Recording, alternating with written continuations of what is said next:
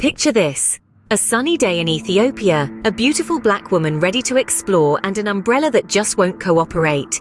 That's right, we're diving headfirst into the tale of the unforgettable umbrella incident. Our protagonist, let's call her Ada, was embarking on her first ever trip to the breathtaking landscapes of Ethiopia. Bursting with excitement and armed with a checklist of travel tips, she was ready to take on whatever adventure awaited her. But there was one item on her list that was about to cause more chaos than convenience. The umbrella. The umbrella. A seemingly innocent tool designed to shield us from the elements. But as Ada was soon to discover, not all umbrellas are created equal.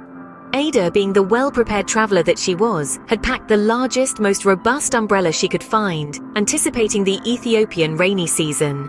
However, as she navigated through the bustling streets of Addis Ababa, the umbrella became more of a hindrance than a help.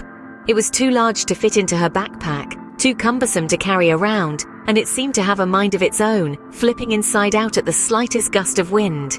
Not to mention, it drew curious looks from the locals, who were more accustomed to the light, compact umbrellas usually used in the area. But the climax of the umbrella saga. Picture Ada, standing in the middle of a lively market, wrestling with her rebellious umbrella as a light drizzle started. The umbrella, perhaps feeling a tad dramatic that day, chose that moment to spring open, knocking over a nearby pile of ripe mangoes. So what did Ada learn from this unforgettable umbrella ordeal? Well, she discovered that sometimes it's better to go with the flow, to embrace the elements rather than fight against them. And if you absolutely must shield yourself from the refreshing Ethiopian rain, opt for a small compact umbrella. So the moral of the story: when in Ethiopia, ditch the cumbersome umbrella and embrace the refreshing rain, or better yet, get a compact one. Now let's talk about the time when a daring black woman decided to challenge herself to a Tage drinking competition. Spoiler alert, it didn't end well. Picture this, a lively evening in Addis Ababa, the capital of Ethiopia.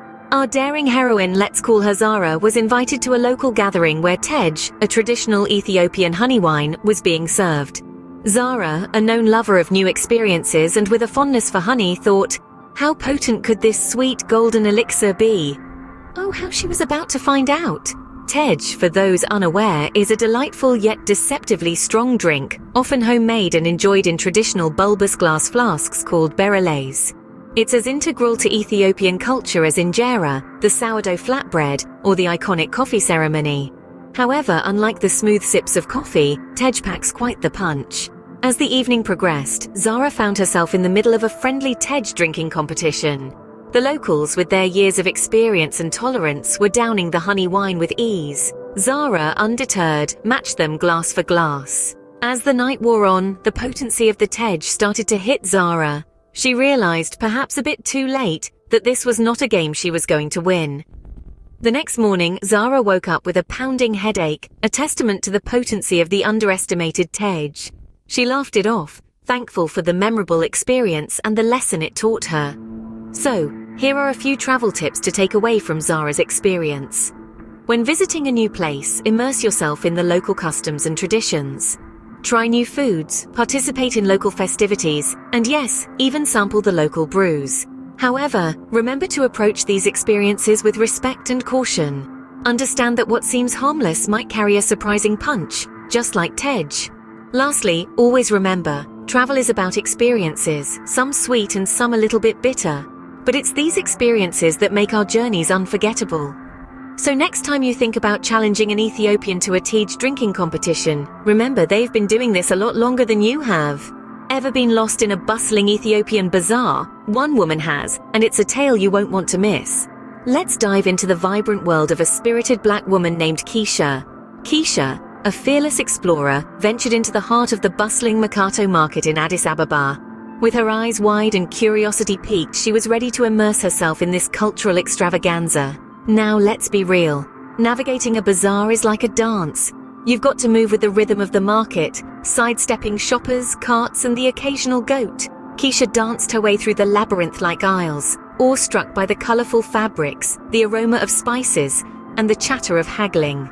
Speaking of haggling, it's an art, my friends. It's all about balance, like a tightrope walk between paying a fair price and respecting the merchant's livelihood. Keisha, being the astute woman she is, mastered this dance quickly. She haggled with grace, charm, and a dash of humor, winning over the merchants and scoring some fantastic deals in the process. But remember, this is a tale of getting lost. Amidst the labyrinth of stalls and the symphony of sounds, Keisha found herself disoriented. She was, in the most literal sense, lost in the source being a vibrant marketplace. But did she panic? Oh no, not our Keisha. She saw this as a new chapter of her adventure. With her spirit undeterred, she dove deeper into the bazaar, meeting local artisans, tasting exotic foods, and even learning a few words in Amharic. So what's the takeaway here? Embrace the chaos. Embrace the unexpected. Getting lost isn't always a bad thing. It can lead you to undiscovered paths and experiences that you wouldn't have otherwise stumbled upon. It's about adapting, embracing the new, and dancing with the rhythm of the unfamiliar. So remember, getting lost isn't always a bad thing. Sometimes it's just the start of an unforgettable adventure. Have you heard the one about the woman and the mule? No? Well, buckle up, it's a bumpy ride. Picture this. A woman, let's call her Kira, decides to explore the breathtaking Ethiopian highlands. And how does she choose to do so? On the back of a sturdy mule, of course. Now, Kira, being a city girl, didn't have much experience with four-legged modes of transport, but she was up for the adventure. And as we all know, the best stories come from stepping out of our comfort zones. So there she was, perched precariously on the mule, gripping the reins for dear life. She had been assured that the mule, affectionately named Stubborn Steve, was as docile as they come. However, Steve had his own ideas about the pace of the journey, occasionally stopping to snack on some roadside shrubs, much to Kira's chagrin. The countryside was stunning, and Kira was captivated. But she learned a valuable lesson that day. When you're on a mule in the middle of the Ethiopian highlands, always remember to keep one hand on the reins. Because the moment you let go to take a photo, you might find yourself sitting in a shrub, watching your mule trot away. This little mishap taught Kira, and by extension all of us, an important lesson about exploring the countryside. Always be prepared for the unexpected. And when interacting with local wildlife, remember to respect their pace and space. After all, it's their home. And for those of you who might be contemplating a similar adventure, take a leaf out of Kira's book. Do your research, understand the local wildlife, and know what you're getting into. And perhaps most importantly, ensure your comfort. A cushion for the ride wouldn't go amiss. So the next time you decide to take a mule ride in Ethiopia, remember to hold on tight, and maybe bring a cushion for the ride. Well, we've had some laughs, haven't we? But let's not forget, these stories come with some serious travel tips. Remember the unforgettable umbrella incident? That was a lesson in always being prepared. Ethiopia, like any other place, has its own climate quirks. So whether it's an unexpected downpour or a surprise sunburst, it's always wise to pack with foresight. The umbrella was a lifesaver, wasn't it? Then we moved on to the tantalizing Tage experience. This was all about respecting and immersing ourselves in local customs. When in Ethiopia, do as the Ethiopians do, right? Tej, the honey wine, is an integral part of their culture. Respecting it and enjoying it, even if it's not your usual tipple, can lead to a richer, more authentic experience. Next, we navigated the bustling bazaars. This taught us that embracing the unexpected is part of the journey. The bazaars may be chaotic, but they're also a treasure trove of local produce, crafts, and yes, stories. So throw that itinerary out of the window for a bit and let the bazaars lead you to unexpected delights. And who could forget the misunderstood mule ride? Now that was a lesson in self-care. Traveling can be a physically demanding endeavor, so it's important to listen to our bodies and take care of ourselves. If that means opting for a mule ride instead of a strenuous hike, so be it. In the end, it's all about balance. Being prepared, respecting local customs, embracing the unexpected, and taking care of oneself. Each of these elements contributes to a fulfilling travel experience. So take these tales to heart, dear travelers.